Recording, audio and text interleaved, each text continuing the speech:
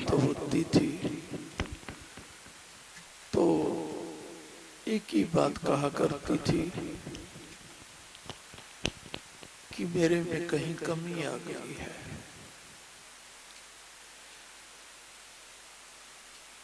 नहीं तो गुरुदेव के होते हुए और मेरे साथ होते हुए तो कभी बेचैनी तो आनी ही नहीं चाहिए।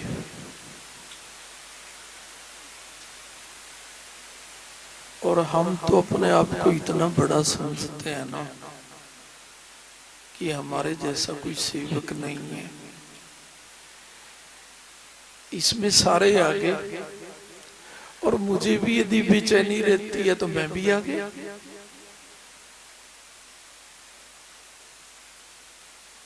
जब पार्वती माँ ये स्वीकार कर लेती है कि मुझे बेचैनी आई है मेरी सेवा में, मेरे विश्वास में और मेरे भाव में कहीं गुरुदेव के प्रति कमी आई है, तो वो तो जगत माता है भाई बहनों। तो जब वो गलती मान लेती है तो हमें भी मान लेना चाहिए। नहीं, गर्दन कम हिली है, आवाज तो आई नहीं, गर्दन भी सभी की नहीं हिली, आवाज धीमे से आई है, मरी हुई आवाज आ रही है। अगर पहली बार बोल देते इतना ऊंचा तो गुरु जी की वाणी का सम्मान होता। एक तो आपको गुरु जी की वाणी का सम्मान करने का नहीं पता और आप सोचते हो 24 घंटे हमारा सम्मान हो। जो सम्मान चाहते हैं वो गुरु जी के पहले बुलाए पे बोलते हैं, तीसरे बारी बुलाने पे बोलते हैं। तो किसने हटाया आपको? पहले 2 बारी कम बोल रहे हो, किसने हटाया? तुम्हारे कम भाव को, तुम्हारी कम पात्रता को।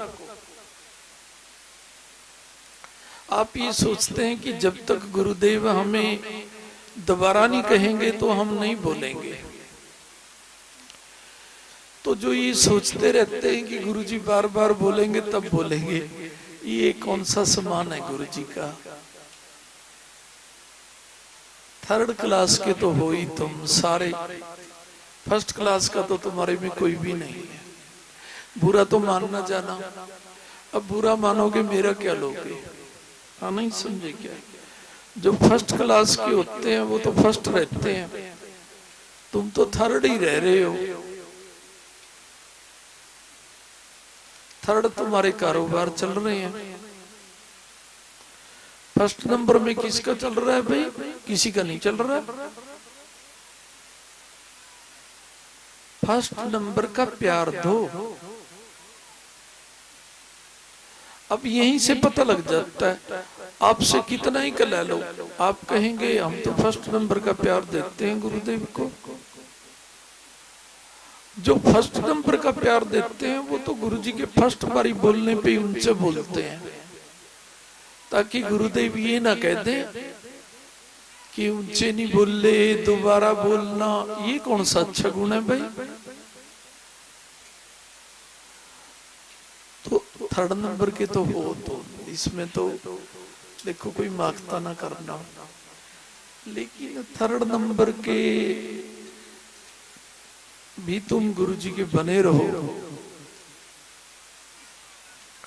ये ठीक है कि 3rd नंबर का तुम्हारा कारोबार चलेगा, 3rd नंबर की तुम्हें खुशियां रहेंगी, लेकिन 1st नंबर में मैं तुम्हारी रक्षा तो जरूर करूंगा। जयकारा सतगुरुदेव महाराज।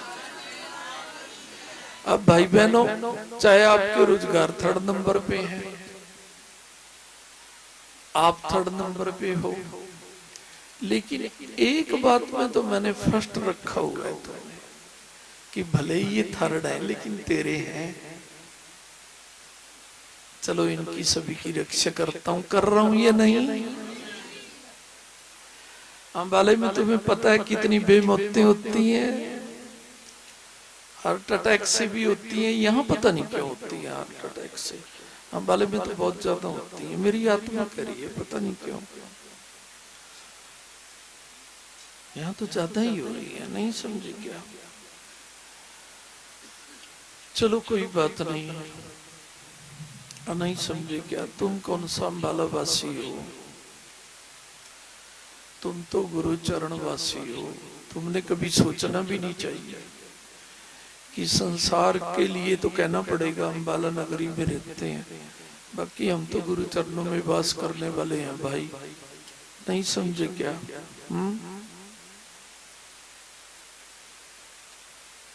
वैसे एक बात मैं इस घर में बैठ के पहले भी कही है कई बार बात, आज फिर कहता हूं। जैसे मैं तुम्हारी फर्स्ट नंबर पे रक्षा कर रहा हूं, तो फर्स्ट नंबर पे तुम्हारे रोजगार देखना चाहता हूं, है नहीं?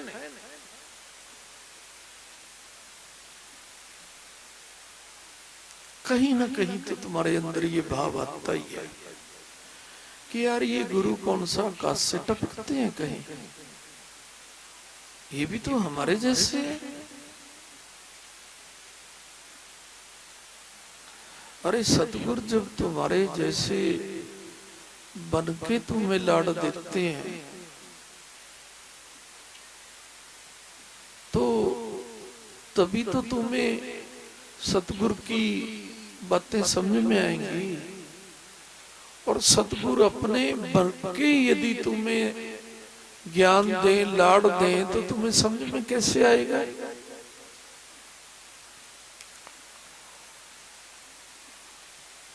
अब ये प्रोग्राम करा रहे हैं घर के अंदर,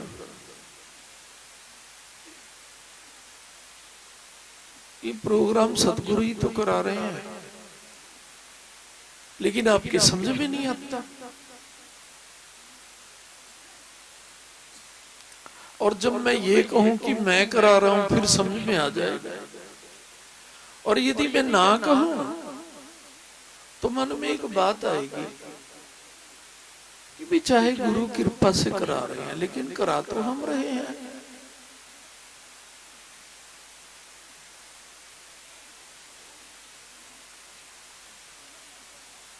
बात सच है झूठ है?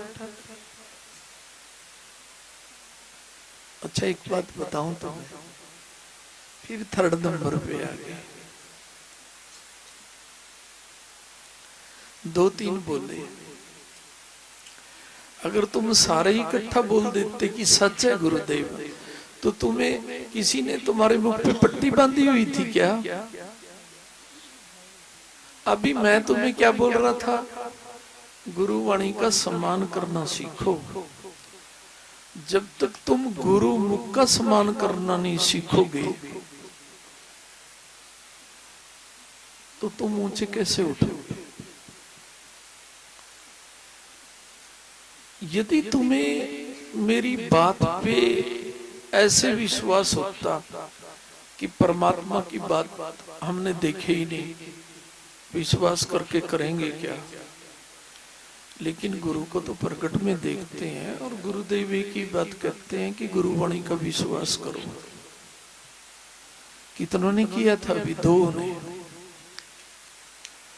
और यदि सारे कह देते एकदम, जब मैंने बोला था झूठ है सच है, अगर सारे बोलते सच है तो ये अपमान होता गुरु का, ये सम्मान होता।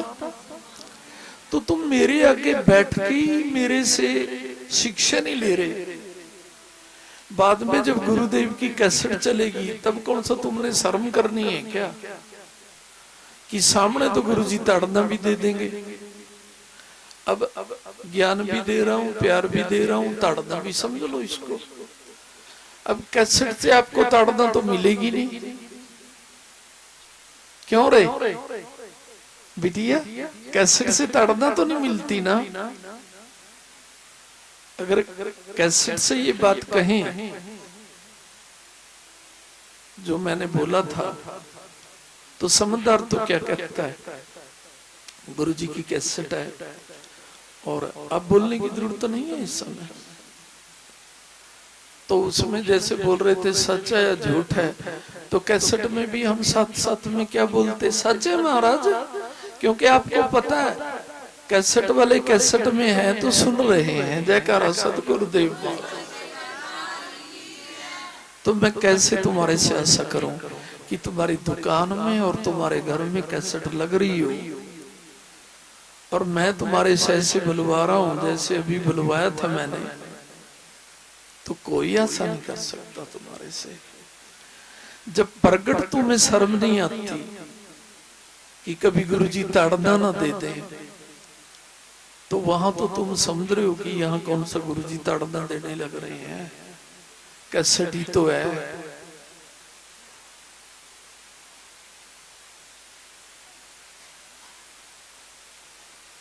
एक दो को छोड़ के कोई नहीं है तुम्हारे में जो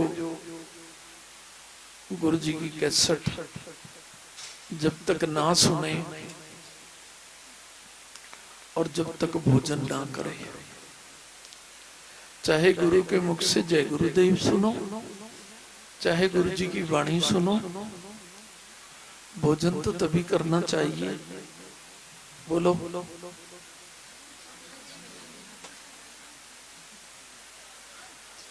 तीसरे बारी बोले हो ना, तीसरे बारी जो बोलता है तीसरे को क्या कहते हैं, थर्ड। नहीं समझे क्या, तीसरे को क्या बोलते हैं, थर्ड। अब चाहूं तो मैं तुम्हारे पास पहले भी बुलवा सकता था, पहले नहीं मैंने तुम्हें बोलने दिया, दूसरे बारी नहीं मैंने तुम्हें बोलने दिया, तीसरे बारी में तुम्हें बोलने दिया। ये बताने के लिए कि तीसरे बारी तो थर्ड ही बोलते हैं और थर्ड में तुम भूल गए। ये बताना चाहता हूं तुम्हें, तुम वाकई थर्ड हो। सेकंड होते तो सेकंड भूल जाते और फर्स्ट होते तो फर्स्ट में ही बोल जाते। अब तुम कहोगे कि गुरुजी बात तो सच्ची करें, बिना आपकी कृपा के तो हम तो थर्ड में तीसरे में भी नहीं बोल सकते, आपने पहले में क्यों नहीं बुलवा लिए। पहले नंबर पे तुम मुझे समझते कहां हो। जिस दिन पहले नंबर पे समझने लग जाओगे कि परमात्मा कहीं नहीं है, केवल और केवल गुरुदेव के अंदर होता है, बख्शनहार रूप में,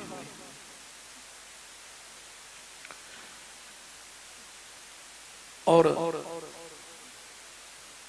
न्याय करने वाले के रूप में तो कण कण में होता है, हर शहर में होता है, हर गली में होता है, मोहल्ले में होता है, हर सेकंड सेकंड में होता है। ये जो मरते हैं ना बेमौत, ये मरने के काबिल होते हैं।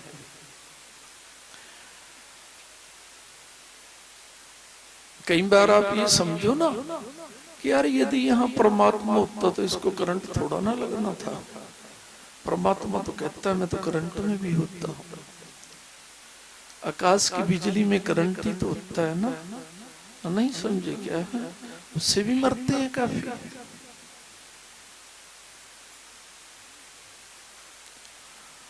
परमात्मा ही दंड देता है और दंड देके क्या करता है, न्याय करता है।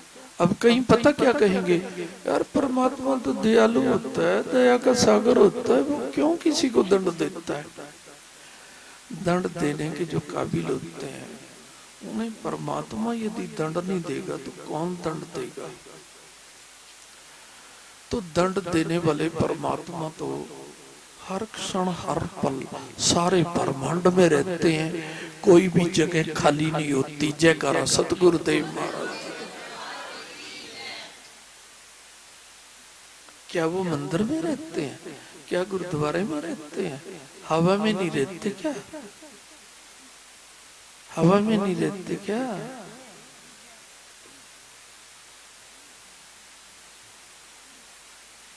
लेकिन जो गुरु प्यार के बिना नहीं रह सकते और गुरुदेव जिनके बिना नहीं रह सकते। वैसे एक बात बताऊं, कई ये सोच लेते हैं कि पिता जैसे माता पिता बच्चों के बिना नहीं रह सकते, तुम्हारे माता पिता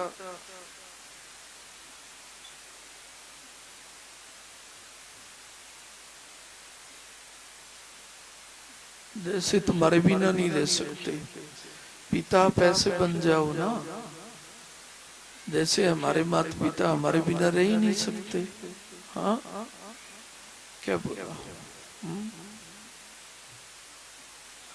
अरे क्या है ये, नहीं समझो क्या?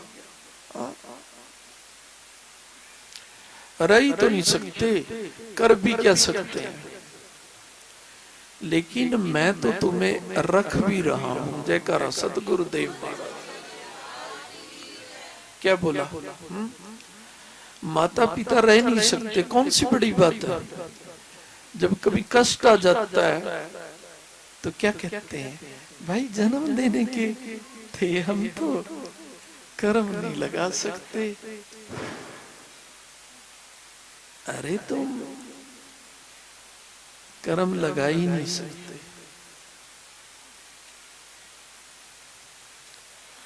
इसलिए तो जन्म देने वाले माता पिता से भी पहले किसकी पूजा होती है? सतगुरुदेव की पूजा होती है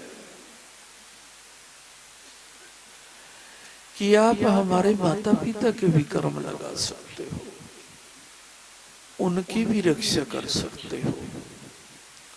और गुरुदेव कहते हैं जिसका माता पिता मेरे पास नहीं आता कोई बात नहीं, लेकिन जिसका बच्चा भी सच्ची अंतरात्मा से मेरे पास आता है